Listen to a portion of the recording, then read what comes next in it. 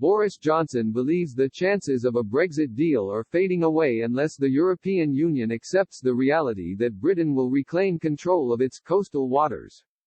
Downing Street is concerned the trade and security talks will collapse as there has been zero movement from Brussels on its hardline fishing demands. British officials are set to warn their European counterparts there won't be a deal unless the bloc accepts the UK's status as an independent coastal state after the end of the year. Lord Frost is warning the EU's fleet faces being blocked from British waters if there is a no-deal Brexit. A government spokesman said, "Unfortunately we haven't achieved as much as we'd hoped so far during this intensive process. We will only be able to make progress if the EU accepts the reality that the UK will have the right to control access to its waters at the end of this year. We are asking for a simple, separate fisheries framework agreement which reflects our rights under international law and which provides for annual negotiations over access and sharing opportunities based on the scientific principle of zonal attachment. This is squarely in line with the existing precedent of the EU's current fisheries agreement with Norway."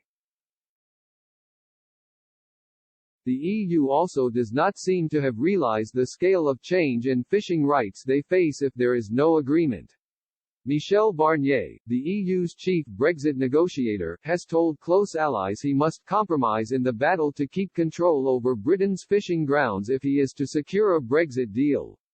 But hardline member states, led by France, are pressing the Brussels diplomat to maintain the bloc's intransigent approach in the talks. The EU's leading coastal nations are demanding the same level of access for their fishing fleets to the UK's waters. The row, one of three major sticking points preventing a significant breakthrough, threatens to derail the whole trade and security deal being brokered between the UK and EU. Mr. Barnier has been adamant that there can be no future economic partnership without an agreement on post-Brexit fishing rights. The Frenchman has drawn up a desperate dossier of doomsday forecasts for British businesses in the hope it will persuade Number 10 to offer concessions.